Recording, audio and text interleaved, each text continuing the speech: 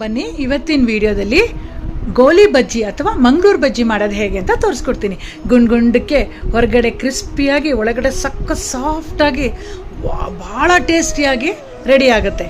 ತುಂಬ ಸುಲಭ ಮಾಡೋದು. ಯಾರಾದರೂ ಗೆಸ್ಟ್ ಬಂದಾಗ ಇಲ್ಲ ಮನೇಲಿ ಮಕ್ಕಳು ಕೇಳಿದಾಗ ಇಮ್ಮಿಡಿಯೇಟಾಗಿ ಮಾಡೋಂಥ ಏಕೈಕ ಸ್ನ್ಯಾಕ್ ಅಂತ ನಾನು ಹೇಳ್ಬೋದು. ತುಂಬ ಸುಲಭವಾಗಿ ಭಾಳ ರುಚಿಯಾಗಿ ರೆಡಿಯಾಗಂಥ ಸ್ನ್ಯಾಕ್ ಇದು. ಮಾಡೋದು ಹೇಗೆ ಅಂತ ನೋಡ್ಕೊಳ್ಳುವ.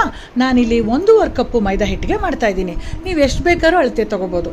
ನಾನಿಲ್ಲಿ 1.5 ಕಪ್ ಮೈದಾಗೆ 1 ಕಪ್ಪು ಗಟ್ಟಿ ಮೊಸರು ಹಾಕಿ ಫಸ್ಟು ಚೆನ್ನಾಗಿ ಮಿಕ್ಸ್ ಮಾಡ್ತಾಯಿದ್ದೀನಿ.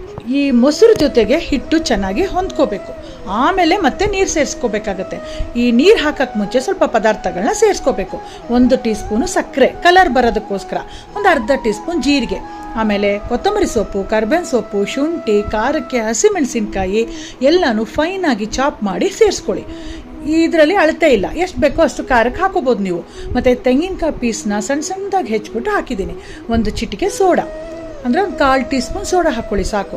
ಮತ್ತು ರುಚಿಗೆ ತಕ್ಕಷ್ಟು ಉಪ್ಪು ಸೇರಿಸ್ಬಿಟ್ಟು ಫಸ್ಟು ಮೊಸರು ಜೊತೆಗೆ ಮಿಕ್ಸ್ ಮಾಡ್ಕೊಳ್ಳಿ. ಒಂದು 1/4 ಟೀ ಸ್ಪೂನ್ ಹಿಂಗೆ ಕೂಡ ಹಾಕಿದ್ದೀನಿ ಘಮ ಬರೋದಕ್ಕೆ ಮತ್ತು ಡೈಜೆಷನ್ಗೋಸ್ಕರ. ಈಗ ಮೊಸರು ಜೊತೆ ಫಸ್ಟು ಹಿಟ್ಟನ್ನು ಮಿಕ್ಸ್ ಮಾಡಿ ಆಮೇಲೆ ಒಂದು 1/4 ಕಪ್ಪು ನೀರು ಸೇರಿಸ್ಕೋಬೇಕಾಗತ್ತೆ. ಈಗ ಒಂದೇ ಡೈರೆಕ್ಷನಲ್ಲಿ ಮಿಕ್ಸ್ ಮಾಡಿದ್ರೆ ಗೋಲಿ ಬಜ್ಜಿ ಮಾಡೋದಕ್ಕೆ ಹಿಟ್ಟು ರೆಡಿ ಆಯಿತು. 1 ಅವರ್ ಇದು ರೆಸ್ಟಲ್ಲಿ ಇರಬೇಕು. ರೆಸ್ಟ್ ಕಂಪಲ್ಸರಿ, ಆವಾಗಲೇ ಅದು ಚೆನ್ನಾಗಿ ಹೊಂದ್ಕೊಂಡು ಬರೋದು. 1 ಅವರ್ ಮೇಲೆ ನೀವು ಎಷ್ಟೊತ್ತಾದರೂ ಇಟ್ಟರೂ ತುಂಬ ಚೆನ್ನಾಗಿ ಬರುತ್ತೆ. ಈಗ ನೋಡಿ 1 ಅವರ್ ನೆಂದಿದೆ. ಚೆನ್ನಾಗಿ ಕಾದಿರೋಂಥ ಎಣ್ಣೆಗೆ ನಿಧಾನಕ್ಕೆ 1 ಬೈ 1 ಕೈಯನ್ನು ಒದ್ದೆ ಮಾಡ್ಕೊಂಡು ಹಿಟ್ಟನ್ನು ಹಾಕಿ ಭಾಳ ಚೆನ್ನಾಗಿ ಗೋಲಾಕಾರಕ್ಕೆ ಬರುತ್ತೆ. ಚೆನ್ನಾಗಿ ಉಬ್ಬಿ ಬರುತ್ತೆ. ನೀವೇ ನೋಡ್ತಾ ಇದ್ದೀರಾ ವಿಡಿಯೋದಲ್ಲಿ, ತುಂಬ ಚೆನ್ನಾಗಿರುತ್ತೆ. ಖಂಡಿತ ನೀವು ಸಾಯಂಕಾಲದ ಹೊತ್ತು ಮಕ್ಕಳು ಕೇಳಿದಾಗಲೋ ಇಲ್ಲ ಯಾರಾದರೂ ಮನೆಗೆ ಗೆಸ್ಟ್ ಬಂದಾಗಲೋ ಬಿಸಿ ಬಿಸಿ ಕಾಫಿ ಜೊತೆಗೋ ಟೀ ಜೊತೆಗೋ ಈ ಥರ ಮಾಡಿಕೊಟ್ರೆ ಎಲ್ಲರೂ ಇಷ್ಟಪಟ್ಟು ಎಂಜಾಯ್ ಮಾಡ್ಕೊಂಡು ತಿಂತಾರೆ. ಖಂಡಿತ ಟ್ರೈ ಮಾಡಿ.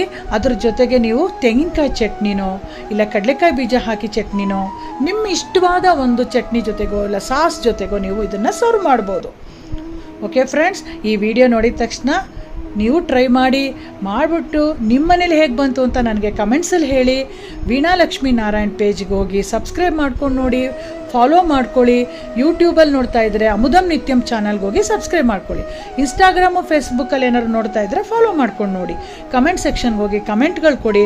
ನಿಮ್ಮ ಕಮೆಂಟ್ಸು ಭಾಳ ಮುಖ್ಯ ನನಗೆ. ಇವತ್ತು ನಾನಿಲ್ಲಿ ಕಡಲೆಕಾಯಿ ಚಟ್ನಿ ಜೊತೆಗೆ ಮಂಗಳೂರು ಬಜ್ಜಿನ ಸರ್ವ್ ಮಾಡಿದ್ದೀನಿ. ತುಂಬ ಚೆನ್ನಾಗಿ ಬಂದಿದೆ. ನೋಡಿ, ಒಂದೇ ಒಂದು ಮಂಗಳೂರು ಬಜ್ಜಿನ ನಿಮಗೆ ಮುರಿದ್ಬಿಟ್ಟು ತೋರಿಸ್ತೀನಿ. ನೋಡಿದ್ರಲ್ಲ ಒಳಗಡೆ ಎಷ್ಟು ಫ್ಲಫಿಯಾಗಿ ಗೂಡಾಗಿ ಎಷ್ಟು ಚೆನ್ನಾಗಿ ಬಂದಿದೆ ಅಂತ. ಭಾಳ ಟೇಸ್ಟಿಯಾಗಿರುತ್ತೆ. ಖಂಡಿತ ಟ್ರೈ ಮಾಡಿ ಫ್ರೆಂಡ್ಸ್. ಆರೋಗ್ಯವಾಗಿರೋಣ, ಆರೋಗ್ಯವಾಗಿ ತಿನ್ನೋಣ. ಮತ್ತೆ ಇದೆ